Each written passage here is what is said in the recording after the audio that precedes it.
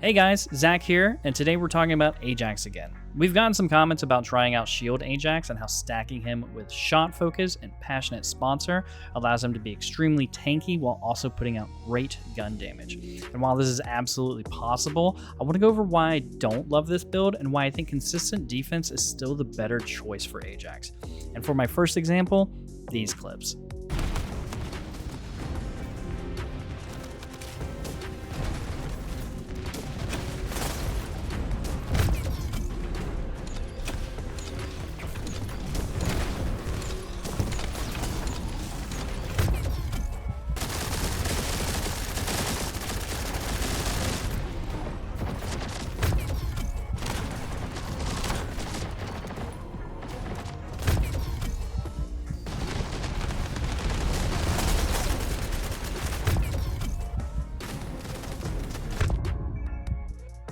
Now here's what happened. Either the buff fell off at a bad time, the shield regen didn't proc fast enough, or I didn't have enough MP to proc the buff in the first place. While this playstyle absolutely has its benefits and can be used, when I play a tank, I want to be tanky 100% of the time. And that's what it really comes down to.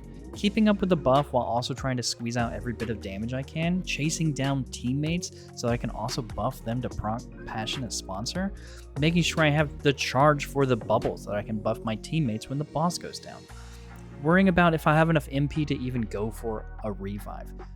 This doesn't play into what I see as the power fantasy, and quite frankly, for me, it isn't very fun. All of that being said, the build is solid, but it takes a lot to get it going and for it to be usable.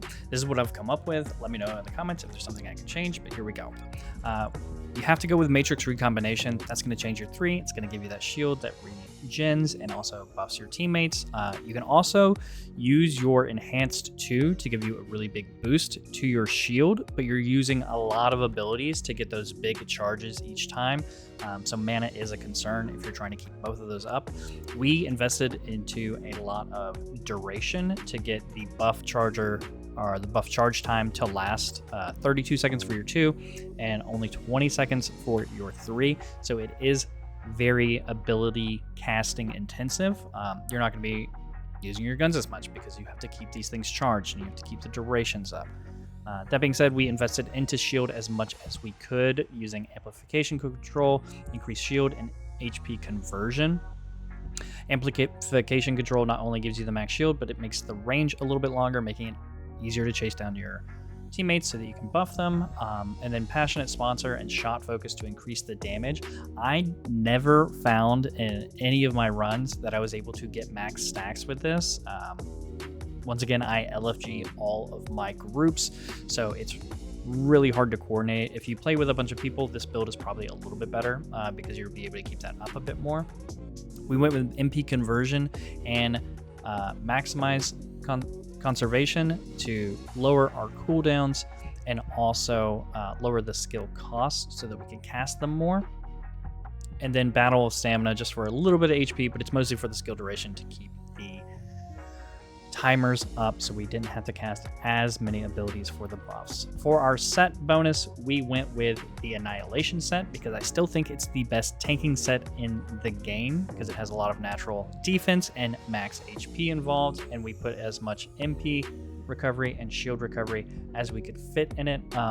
This last piece could be better. I just don't have it. If you can get something with shield modifier recharge, that would be even better. And then we just went with the standard phase reactor for cooldown and duration up. These are the stats. We're sitting at 2k max HP, which is very little, but we're relying mostly on our shield. Your max shield is only at 3,200, and then your defense is at 15k. It does give you the 20%. Your chill resistance, we could go with more, but we just don't have room in the build for it, so we really only have what we can fit on our external components. I still think that my bossing build that I released in the previous video is better overall for Gluttony. It's just going to be more consistent. You build up your health pool so that you have more to work with and you know exactly where it is. You're not wondering if you're going to get regened in time. You don't have to worry about any buffs that need to be put up. We did add Shot Focus by removing the extra chill resist. We're still running maximized chill resist to get that big buff and percentage, and then anti-freeze to keep you from freezing if you do get hit by anything. We're still running auto immunity and safe recovery for the flat 15% DR, and then we added spear and shield for just a little bit more defense. The skill power does not matter. As you can see, we are sitting at 21k match XP. We are not max level, so that will go up a little bit. And then our defense is at 22k with our chill resistance at 10k. So this is still giving us our 20% DR from the boss's moves, and those can be switched out very easily in the future, like the next boss being poison or toxic. You're going to be able to swap right to that. We're going to use the Annihilation set for this again because it's giving us a lot of that natural HP and defense. And then we are using the chill resist there as our only source of chill resist. And as an added bonus, I am going to throw in my runaround and mobbing set. With how we have everything put out, this works really well. We went with Void Charge so that we can jump around and use our abilities as much as possible. It has an increase in your damage compared to your defense. We just went with some standard builds here. Max HP, increased defense, HP amplification, because we're not worried about shields. We're never really worried about shields other than the shield build. Nimble Fingers, skill expansion to get that really big range, MP conversion so that we can spam our abilities more often. More range, we're not really worried about skill power modifier because we can't crit, so there's no reason of building that super high up. You can crit, you just have a very low crit chance. And then we just went with Psychological Victory. It's 2% DR, but the big thing is the MP recovery plus 3%. And then we went with Agony for more defense and max MP, and then MP Collector. We actually went with the Slayer set for this one to get a little bit more damage out of our build.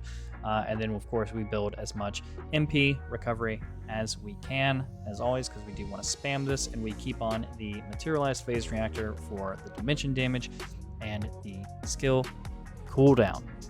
With this build on, we are able to spam our abilities pretty crazily and get the enhanced abilities going. And you can see when you are out of combat, it recharges extremely quickly. So in between running into the mobs and getting all of your abilities out, you will have a lot going on. So we just jump in each time and then we spam to get the enhanced abilities going. If you're playing with a team in any group activity, that is more than enough mana to clear everything out. And then as you can see at the bottom of the screen, you are going to be regenning all of your MP back as soon as you are out of combat. So moving from mobs to mobs, it is very easy to keep everything up and going at all times.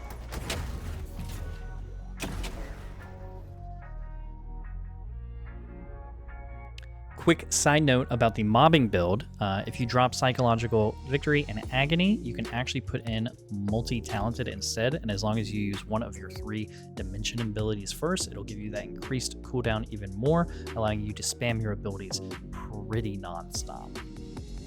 And that's going to be it for the video today. Let me know in the comments if you still think the shield build is better, and if there's anything I can change to make it more viable. I'm all ears. I'm going to be making my Valby build guide tomorrow, so hit the subscribe button if you'd like to check that out. But if not, thanks for watching this one, and I hope you have a great day. Peace.